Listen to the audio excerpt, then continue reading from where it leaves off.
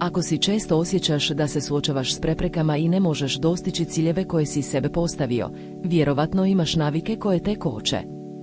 Na kraju ću ti pokazati kako prekinuti te navike i započeti put prema uspjehu. Ja sam vodeći autor kanala Snaga uma, koji vam pomaže da razvijete mentalnu snagu i disciplinu potrebnu za postizanje vaših ciljeva. Prva navika koja te koči je navika neprestanog odgađanja.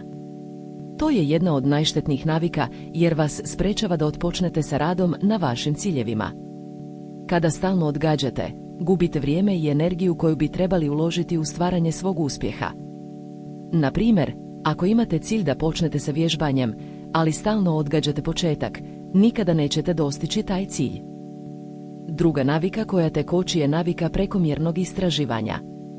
Mnogi ljudi se suočavaju s time da su previše izučavaju i istrajstvuju, ali nikada ne prelaze na akciju. To je zbog straha od neuspjeha ili straha od nepoznatog. Ali, ako želite dostići uspjeh, morate prestati s istraživanjem i početi sa akcijom.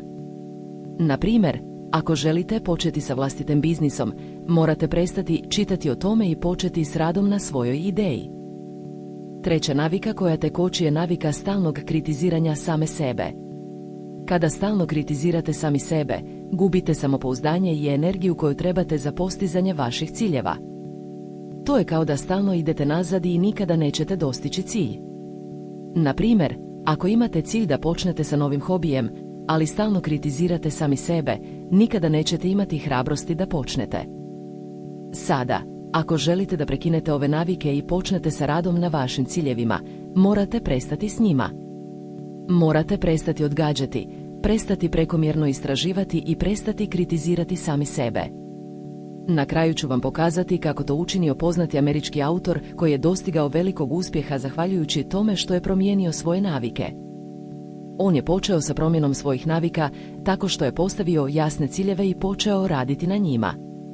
On nije odgađao, već je otpočeo sa radom na svojim ciljevima odmah.